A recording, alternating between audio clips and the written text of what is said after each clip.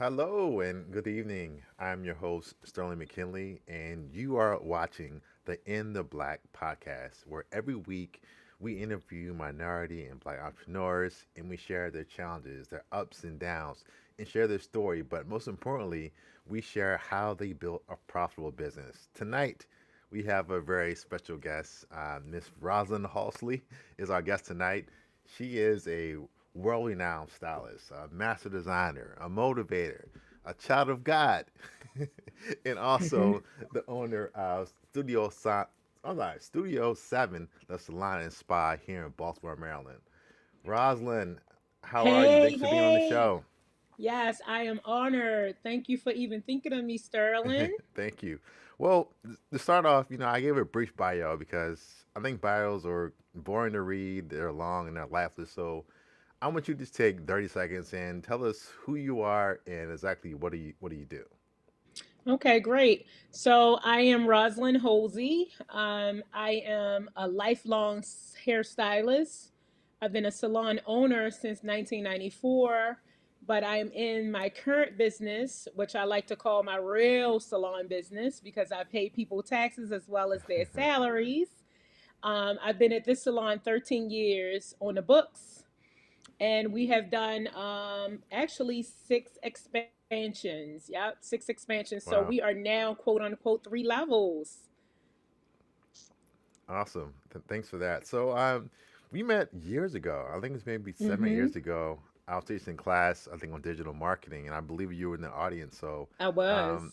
I've been there. I've seen your journey along the way, seen where you started and where you're at now. So, let's go Mm-hmm. back to the beginning of the salon. How did you get Yes. into the whole hairstyling business, and how does the salon come to be? Sure.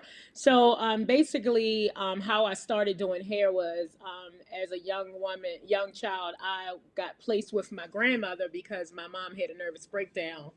And my grandmother kept giving me jerry curls like over and over and over. So I started, using a good old straightening comb and doing my own hair. And before you know it, it was something very, very natural to Okay. me. And when it was time to go to hair school, high school, I did really well, so I could go to a vocational school at the time. And cosmetology was full. So I met my first boss at the time, who was my barbering teacher. His name was the late, great Willie Hurry. I owe everything to him. Okay. And he said to me in the hallways, like, well, what you said for? You ever thought about barbering? I was like, I don't want to be with men. And he was like, well, you'd be surprised. And here we are. Right. Yep. Okay, Mm-hmm. great. So yeah, thanks for sharing how you got started. So, like you said, once you went to cosmetology school, you did all that. Mm-hmm. Sure you were a student, but from there, how did you transition to being just a licensed styles of barber to having your own salon? Hmm. I want to say that the opportunity kind of like fell in my arms to just be radical a little bit. I wanted to do something that I didn't see being done before. Okay, So I worked for a couple people. Spent longevity in salons. I wasn't like the new professionals today jumping around. I literally stayed places and outgrew the places. And when I right. did, I decided in 1994 that I wanted to give it a stab at entrepreneurship. And I opened my Wow. first salon at 1155 North Curry Street in the heart of Okay. Sandtown where I grew up. Okay, Yeah, great. that was my first salon. It was called A Stylist's Dream. Right. Okay. Hmm. Great. So going back to that, I think we all learn things, but what did you learn from having that first experience as an entrepreneur? What are some of your early wins and some of your early I don't want to say failures, but your early learning Yeah. experiences? Share that with us. So I want to say my first learning experience was, I guess I had to shift from being just a hobby hairstylist and Okay. become more business savvy. And what that mean Right. was putting my numbers on a book, because then I started to want to inquire things like buying cars, homes, and just Right. being a salon professional wasn't enough to touch cash without Mm-hmm. paying my taxes. So that Right. was one of the biggest things that transitioned me. Okay. Okay. Great. All right. So you sent since then you've expanded I think six times. So what was your Mhm. your next step? What was your next evolution, and what made you take that next step? I think I wanted to not be just a hairdresser. I wanted to be a stylist, and I wanted to be a one-stop experience where I would be in control of not only what I use behind the chair, but make sure my clients partner with me. And then I realized there was this niche around experience, right? Okay. It was more than just being a stylist. Like, how do you get them to fall in love with what you have to offer, your salon experience? So Right. that's what made me kind of transition and start looking for high end experiences. Okay, great. Hmm. You mentioned this before, but talk about some of your early mentors and your mentors even now that kind of helped you Wow. kind of, learn some things along the way. Yeah.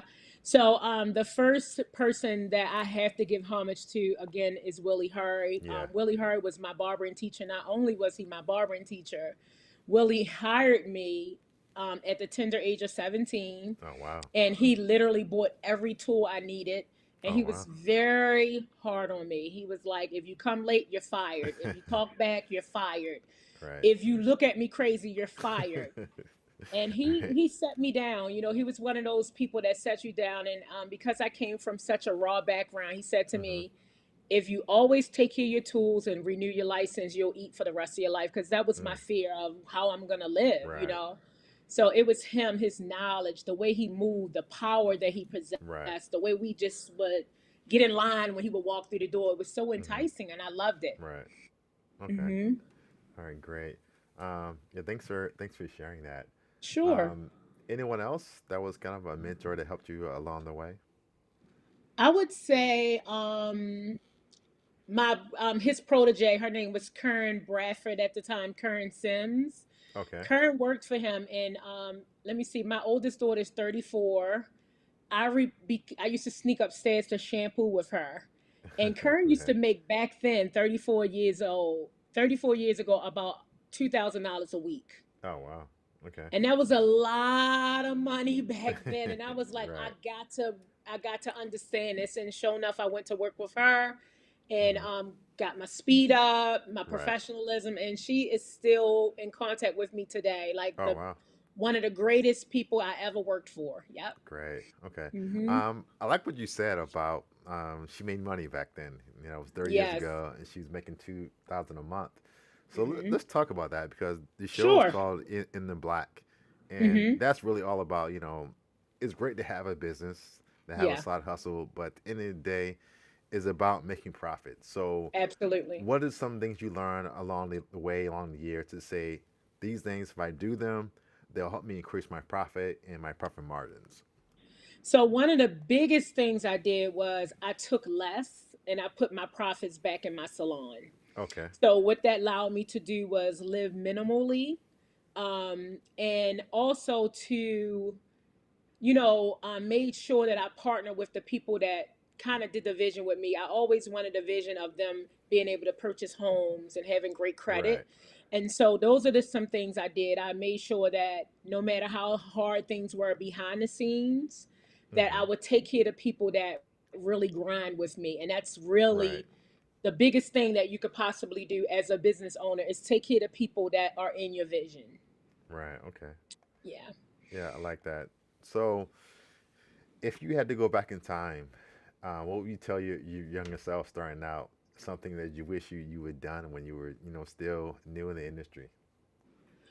I would have saved a lot of my money. When Okay. I first started out, I was such a fast stylist. I was doing about 40 people a day. Oh, wow.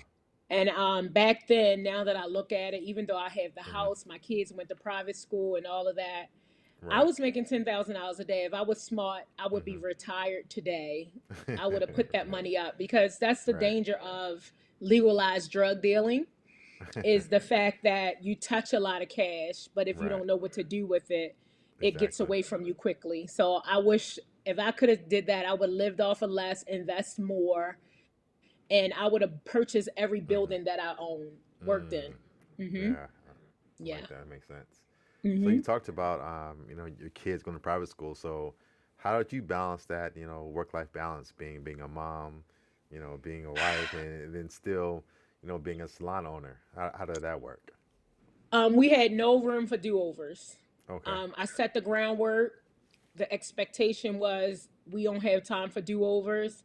I literally made sure dinner was cooked before I went to the salon. Okay. I made sure that they did homework. My kids were very, very well trained, well responsible girls. Right. Um, and when I met my husband, his rules was you can work as much as you want as long as you're in the house before I go to my night shift job. And Okay. that's how we did it. Yeah. Right.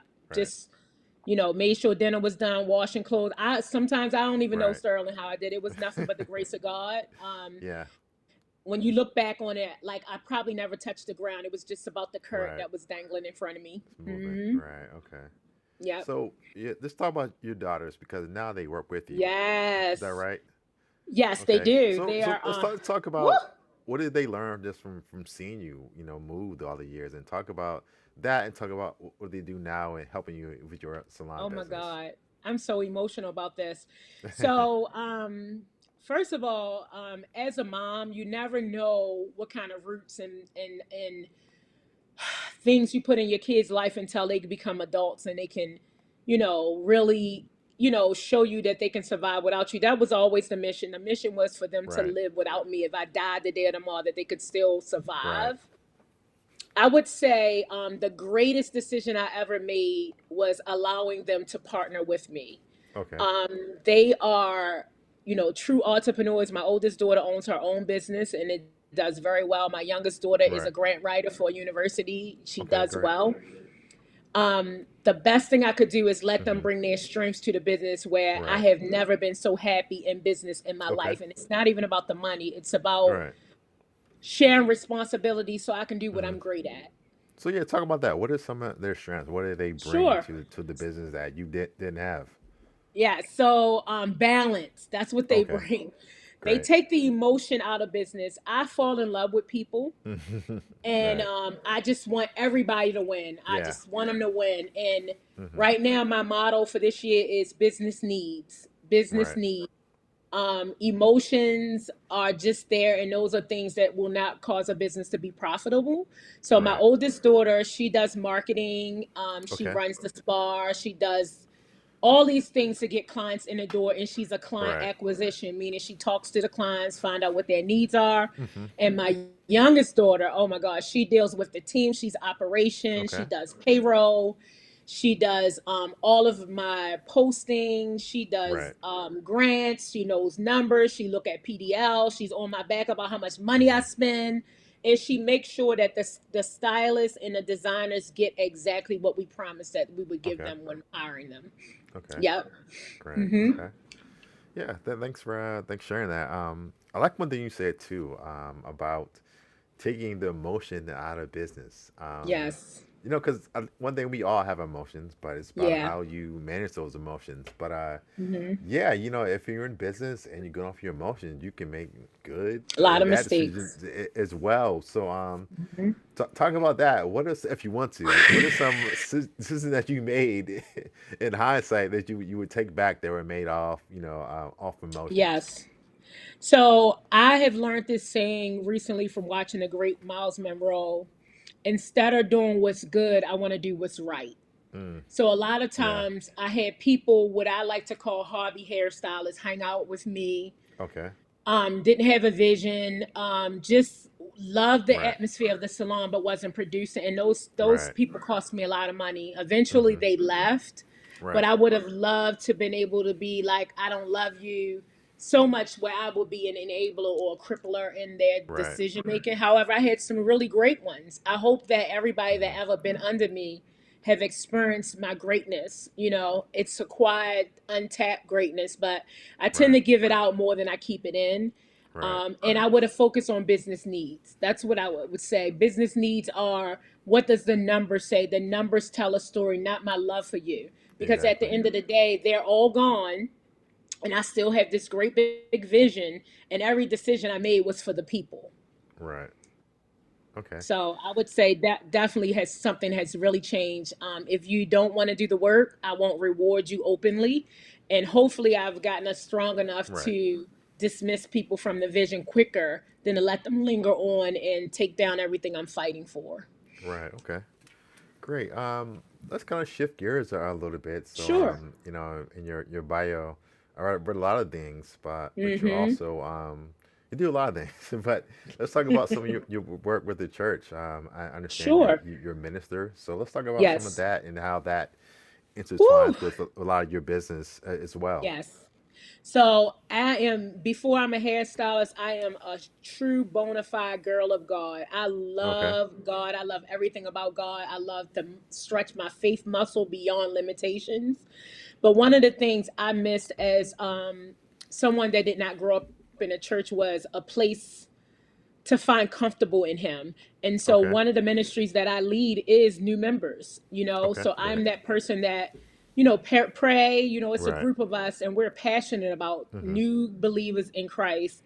Right. Some other things I do is I'm right there with my pastor. I love my pastor. You hear me? I love that man. I've been with him for 18 years, but What's your pastor's beef, name? his name is Tyrone M. Thomas, Okay, right? great. And what Him and church my do you? first lady. What's the name of your church? It's called Charity Church, the City of Okay. Truth. We're right in Okay. Woodlawn, Maryland. All So right. I went to First Mount Olive. He was the first assistant to Bishop Oscar Brown, and when he Okay. left there, I joined churches with him. So Right. the greatest decision I ever made. My pastor is an on-time preacher. He is Elijah for the people. He literally gives me that extra boost to keep fighting. And Right. every word that he's actually spoke over my life was an on-time word. So Right. yes, I love anything of God. That's how I got this far. Actually, is faith. Wow. Yeah. Hmm. Thanks for sharing that. Yeah, and, I think that's something that in business that people don't talk enough about, but it takes faith. Yeah, Definitely belief not only in yourself, but in God and in the higher power. Because absolutely. there are times definitely when things can get a little shaky, and you need that faith to Hmm. uh to to make it through. So that's really important. So Yeah. next thing, we have a segment we call "Explain That Gram," and it's Okay. a picture of you. I think you're fist bumping your pastor. Uh-huh. Since we're talking about your pastor now, let's do this now. So tell me what's going on in this picture. Okay. So basically, a couple weeks ago, my pastor was preaching a sermon by the title of "It's Too Small." Okay. And right in the midst of that picture, he's coming on a vibrato. He's right at the end of the sermon where he gets really excited. The scripture is like coming live. The church is hype. Of course, we're in COVID, so nobody is in there. I'm one of the Right. lucky ones who was, able to be there with him the whole entire time during Okay. COVID. Right. And so he literally in the spirit just said, Ross, fist bump me. It's too Hmm. small. And everything that left wasn't supposed to be. And what God has for you is greater. And Right. that's what you see that was just me and him both touching and agreeing. Because Hmm. when two or more touch and Right. agree, it's like it's going to happen. So that's Right. what he was doing. And I don't even know if he realized what's going on right now, but it Hmm. was really that extra boost I need to keep Right. fighting. So, yep. Right. Right. That's Hmm. great. Um, yeah. Let's see what else we can talk about. So let's talk about now. Let's talk Uh about the huh. salon some more. So, Sure. um, you used to have two floors. You said now you have Yes, a third floor. So tell me I about do. that new Okay. addition and what services you offer. Okay. So I was recently looking around for how I can do something else instead of open up another physical location. Right. I realized that now that I have all new professionals, I wanted to figure out how can I train. Okay. And so I stumbled upon this other floor in my building. And just like that, I got it furnished. So it's Right. called Parting Hairs, Okay. EEE. And Parting Hairs is my new theme name far as what I'm going to be doing far as branding like yourself. Right. And it's going to talk about beauty, business, and the Bible. Okay. I like And that. but at this moment, I'm using it to train my new hires and Okay. also leasing it out as event space because a lot of people have closed their physical Hmm. building and need virtual space. So I'm going to Right. be hosting events, hosting Okay. educators, that type of thing. So I'm hoping that it launches really well. Great. Okay. That's awesome. So, like I said, you have three floors now. So, what I have happens on three. that's the first floor? Well, that's the top floor. What's on the Uh next huh. floor? That's the main salon, right? On the main floor. The main salon is on the street level, and then the Okay. spa is 2,000 suite on the bottom level, and then Right. suite 203 is 1,500 square feet. Oh wow. Oh yeah. Tell me about some of the services you offer there. I know, of course, Sure. salon and spa service, but kind of go into more Mhm. detail. Kind of Sure. what makes you So, different, and not only mhm. different, but going back to that profit. what are some of Yeah. the things you learn is how to price and how to market your different services? Absolutely. So I wish I can say I was that smart, but right before COVID, I hired a company called the Summit Salon team, and Okay. they actually did an analysis of my entire business and Oh gave wow. me the numbers that I should be charging. Of course, like I said, let the numbers dictate the way. Right. So we're a full service multicultural salon and spa.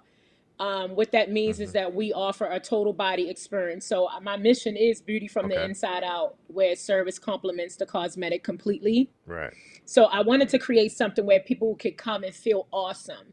There's time I pray with Hmm. clients. There's time, I encourage clients, even my team. So we offer all hair services for all Okay. textures. We offer facials, manicures, pedicures, Hmm. massage, waxing, spray tan, Right. teeth whitening, Hmm. and I'm sure it's something else, but I can't think of it right offhand. Right. And we do have retail for pickup as well. So yeah, we do a couple things, and we're totally cloud based. So you are virtual if you need to be, Hmm. but whatever you need. Awesome. Awesome. That's great. You offer a lot of services. You mentioned Yeah, before that you have a curbside service. Kind of we explain do. what happens with that. Okay.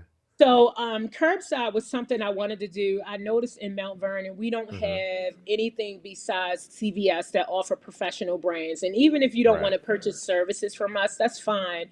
But I Okay. wanted to have a location where if you needed products and services for like gift cards and things like that, that you can do that from our mobile app or our website, and we can have it ready for you. You can pay, we can send you what is called a self pay invoice. Okay. You pay for it at your own leisure, and my front desk professional will pack it up and have it right at the door where you don't have to come in and expose us or we expose you. Awesome. That's awesome. Okay. Mm-hmm. Great. Well, we're coming up on the end of time here, so Sure. I have a question I ask everybody. So, if we end this talk today, you go outside your home and your office, and you Mm-hmm. see a lottery ticket on the ground for $10 million, and it's a winning ticket. If you won $10 million today, what would you do with that money? I would turn that 10 million into 10 billion. Okay. Quickly. I already got plans for it. A fleet of mobile trucks, a Right. couple businesses, but I really have a passion to open up a school. I want to take an old Okay. church and transform it into a cosmetology school. Okay. All right. Yeah, Great. that's what I really want to do. Save some of these churches with that historic value, those nice Right. bricks and those steeples, and really turn it into a full-fledged Right. cosmetology school. And you're Yeah. also on the is the Maryland Board of Cosmetology. Is that correct? Yes. Okay. Yes, I Tell me am. Government about that. appointed. So basically, the government will look for salon professionals to give Okay. insight, and we talk over agendas, Right. policies, procedures, and different topics on keeping the policies in place to help Okay. us stay a strong, Right. you know, and we need to stay regulated. That's one of the Hmm. things. I don't want us to be not licensed anymore. I want us to Right. fight for our licenses and Yeah. make more people understand that this is a great profession, but you got to do the Hmm. work to respect it so it can stay around and have some jurisdiction. Right. Okay. Great. All right. So, tell our viewers and listeners, one, where your salon is located and how they Sure. can get in contact with you. Sure. So our salon is called Studio 7, the Salon and Spa. We're Hmm. located right in the heart of Mount Vernon in front of the Washington Monument. Our salon address is 800 North Charles Street. We are Suite 100M, 10F, and 203. You can find us either on our website. You can download our mobile app where apps are found, or you can just simply pop in and visit. With COVID, we do ask that you bring a mask. And or you can give us a call. The number is 410-528-7158. And again, I'm Rosalind Holsey, and you can email me at info at Studio 7, the Salon and Spa. Awesome. Well, thank you again, Rosalind, for this Sure. sharing your story with us. And like I said, Thanks you for you do having you me. do so much. And on this program, we're all about this sharing stories of Black and minority business owners. And not only that, like you said, you shared so many different nuggets and tips about how you can be profitable. And I think the one Yes. thing that you said that stuck out to me was once again taking the emotion out of business. Yes. And I think that's key. I mean, once again, we all have emotions, but Mm-hmm. it's how do you manage those? And Yeah. that emotion can be being afraid to charge too much. It Yep. can be keeping the wrong employee or person on. So I think when we really Absolutely. can put our emotions aside, because at the end of the day, Hmm. we're running a business. Yes. I would say if you want to have a hobby, if you want to make things in your basement, arts and crafts, do that.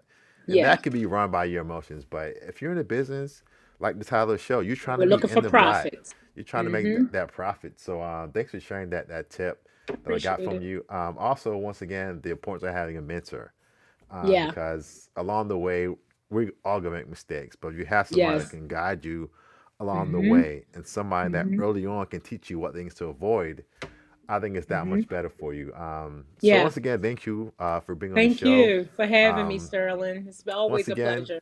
thank you for being here. Once again, thank you for Yeah. joining us on In the Black. Every Thursday at 5 p.m. We're gonna be here talking once again about minority and Black entrepreneurs, about their challenges and their struggles, and most importantly, what they did to stay in the Black. So Yeah. thanks again, and we'll see you next Thank week. you. I'll be Take care. listening. All All right, right. Take bye. care. Bye bye.